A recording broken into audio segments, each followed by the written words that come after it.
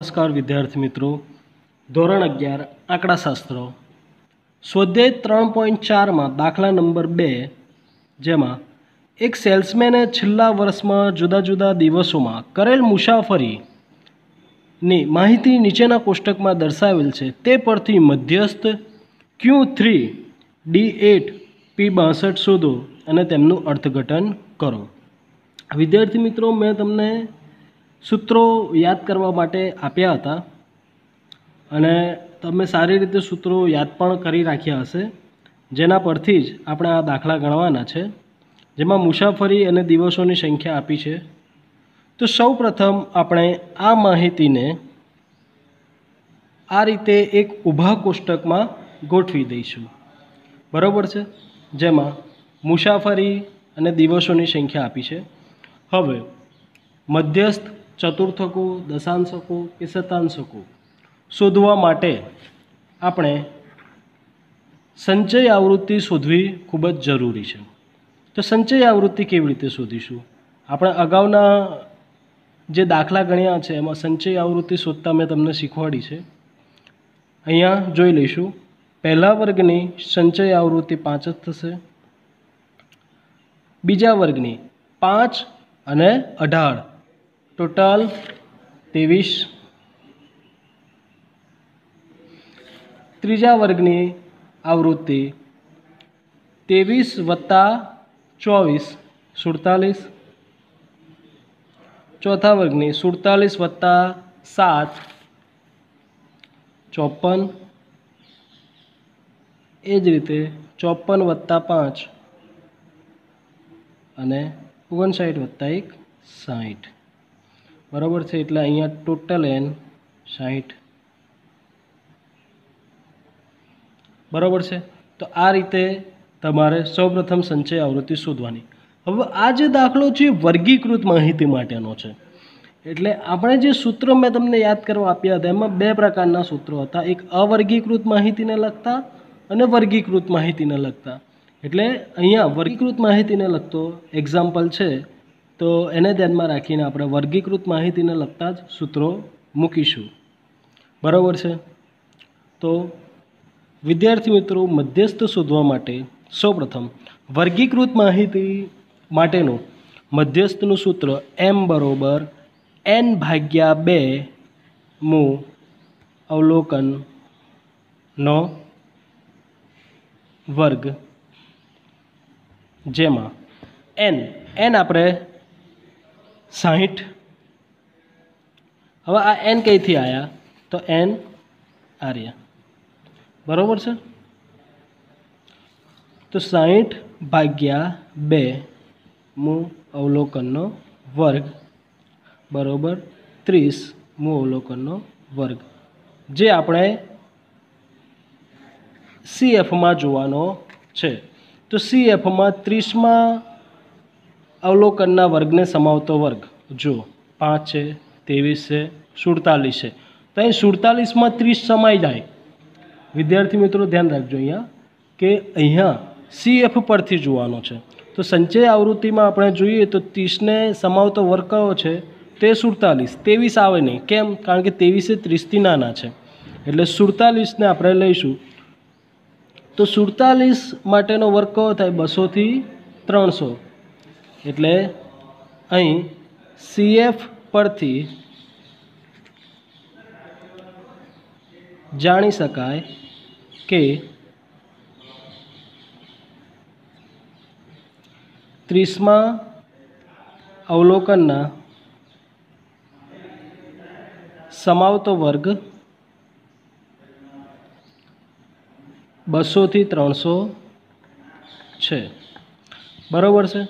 हवे आ जे 200 થી 300 नो वर्ग है एमां आपणे सौ प्रथम मध्यस्थनुं सूत्र लखी दईशुं। तो मध्यस्थनुं सूत्र m = l + n/2 - CF/f × c, जेमां l एटले मध्यस्थ वर्गनु अध सीमाबिंदु, n/2 जे आपणे आ शोध्या ते, CF એટલે મધ્યસ્થ વર્ગના અગાઉના વર્ગની સંચય આવૃત્તિ એફ મધ્યસ્થ વર્ગની આવૃત્તિ ગુણ્યા મધ્યસ્થ વર્ગની વર્ગ લંબાઈ એટલે સી. તો અહીંયા 1 બાય 1 આપણે જોઈશું. આપણો વર્ગ છે 200 થી 300, જેમાં મધ્યસ્થ વર્ગનું અધસીમા બિંદુ તો 200 આવશે. એટલે એલ આપણે અહીંયા કેટલા થઈ ગયા 200, એટલે એલ પહેલાં લખી દઈએ 200. પછી CF તો મધ્યસ્થ વર્ગના અગાઉના વર્ગની સંચય આવૃત્તિ. તો મધ્યસ્થ વર્ગ આપણો કયો છે 200 થી 300, એના અગાઉનો વર્ગ 100 થી 200 છે, જેની સંચય આવૃત્તિ કેટલી છે 23. એટલે મધ્યસ્થ વર્ગના અગાઉના વર્ગની સંચય આવૃત્તિ આપણે અહીં લેવાની છે. એટલે CF આપણો કેટલો થશે 23, અને F એટલે મધ્યસ્થ વર્ગની આવૃત્તિ. તો મધ્યસ્થ વર્ગ આપણો 200 થી 300, એની આવૃત્તિ 24, એટલે F અહીં કેટલો થઈ જશે 24. બરાબર છે. તો આ પ્રમાણે આ બધી માહિતી શોધ્યા પછી આપણે આ સૂત્રમાં એ માહિતીની કિંમતો મૂકી દઈશું.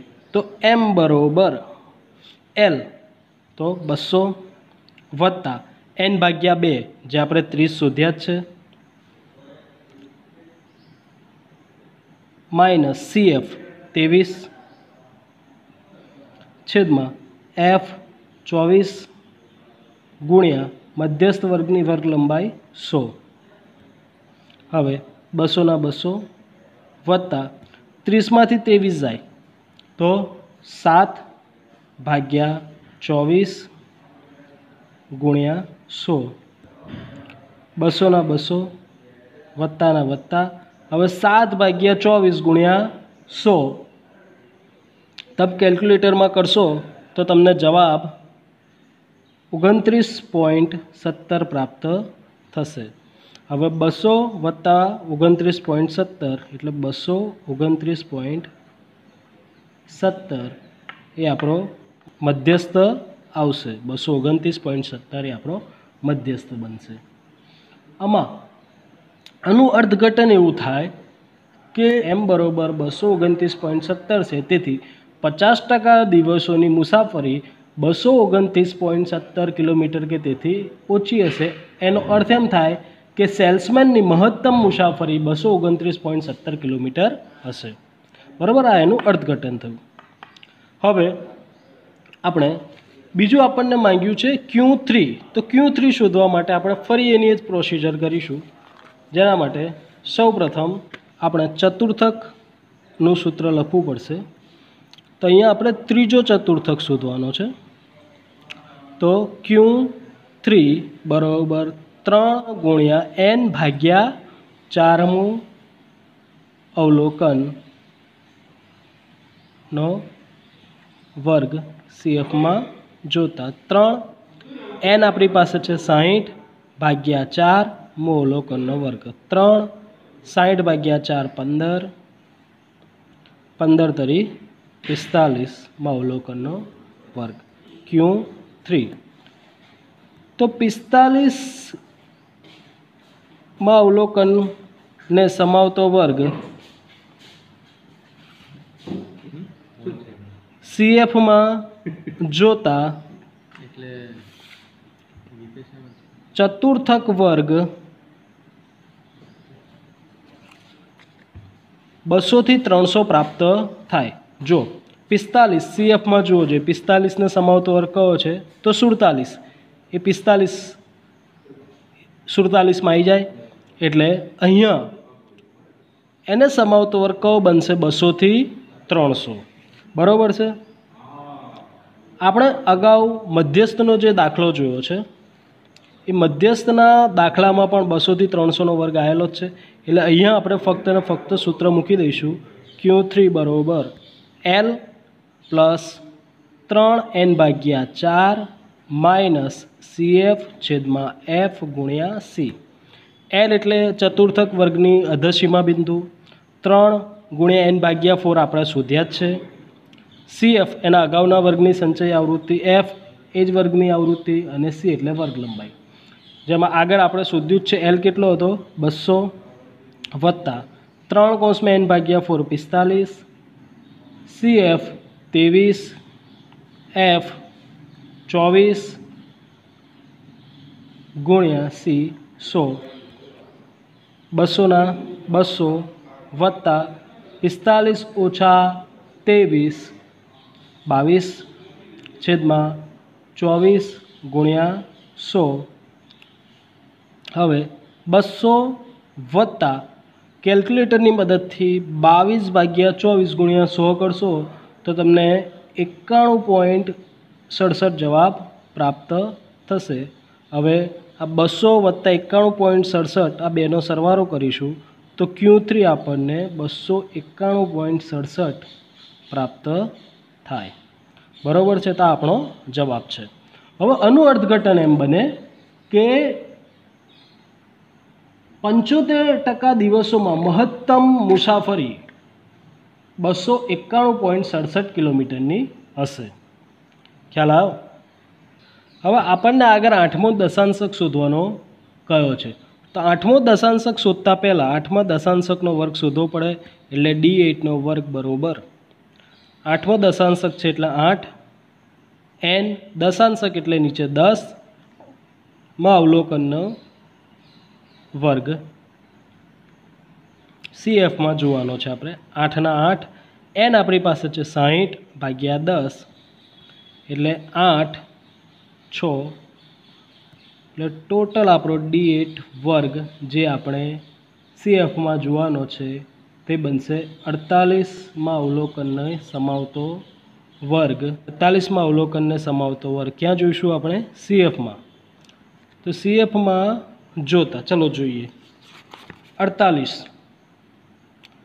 તો વિદ્યાર્થી મિત્રો CFમાં જુઓ 48 આપેલા છે, કાં તો 48 કરતી મોટી સંખ્યા કે જેમાં 48 સમાવિષ્ટ થઈ જાય તો 5 ના આવે, 23 ના આવે. 47 48 કરતાં નાના છે. 54 તો 54ની સંખ્યામાં 48 સમાવિષ્ટ થઈ જાય એટલે આ 54ની સામેનો વર્ગ 300 થી 400 એ આપણા 8મા દશાંશકનો વર્ગ બને. બરાબર છે, 54માં 48નો સમાવેશ થઈ જાય ને એટલે 300 થી 400 એ આપણો દશાંશક વર્ગ બનશે. એટલે અહીં D8 માટેનો વર્ગ 300 થી 400 બને. હવે આપણે D8 શોધવા માટે સૌપ્રથમ L શોધવો પડે. એટલે 300 થી 400 L એટલે દશાંશક વર્ગની અધસીમા બિંદુ. તો અધસીમા બિંદુ કેટલી પ્રાપ્ત થશે? 300. CF એટલે દશાંશક વર્ગના અગાઉના વર્ગની સંચય આવૃત્તિ. તો દશાંશક વર્ગના અગાઉનો વર્ગ 200 થી 300 છે, જેની સંચય આવૃત્તિ કેટલી છે? 47. એટલે આપણી CF કેટલી થશે? 47 બનશે. બરાબર છે, એટલે L 300, CF 47. હવે F, તો F એ દશાંશક વર્ગની આવૃત્તિ બને. તો દશાંશક વર્ગ આપણો કયો છે? 300 થી 400, એની આવૃત્તિ 7. એટલે અહીંયા F આપણો કેટલો બનશે? 7. હવે આપણે સૂત્ર લખી દઈએ. D8 બરાબર L plus 8n/10 minus CF છેદમાં F ગુણ્યા C. L આપણો અહીં બનશે 300 વત્તા 8n/10 આપણે શોધ્યા જ છે D8 માટેનો 48 માઇનસ CF, તો CF આપણે શોધી 47 ભાગ્યા F, તો F આપણી પાસે છે 7 ગુણ્યા C તો 100. 300ના 300 જ લખીશું વત્તા 48માંથી 47 જાય તો 1/7 ગુણ્યા 100. 300ના 300 વત્તા કેલ્ક્યુલેટરની મદદથી 1/7 ગુણ્યા 100 કરશો તો તમને 14.29 મળશે. હવે આ 300 વત્તા 14.29 આ બેનો સરવાળો કરશો એટલે 314.29 એ આપણો D8 થાય. બરાબર છે, તો આનું અર્થઘટન એમ થાય કે D8 એટલે 80% થાય. તો 80% દિવસોમાં 314.29 કિલોમીટર કે તેથી ઓછી મુસાફરી થાય. બરાબર છે મિત્રો, આપણે 62મો શતાંશક શોધવાનો છે, જેમાં સૌ પ્રથમ વર્ગ શોધવો પડશે. P62 વર્ગ બરાબર 62 ગુણ્યા n, શતાંશક છે એટલે નીચે 100 આવશે.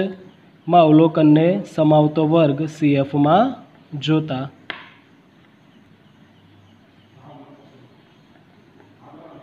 જેમાં 62 એન આપણો થશે 60 ભાગ્યા 100. આનો ઉકેલ લાવશો તો તમને 37.2 મળશે. આ 37.2 નું અવલોકન ક્યાં જોવાનું છે આપણે? CFમાં.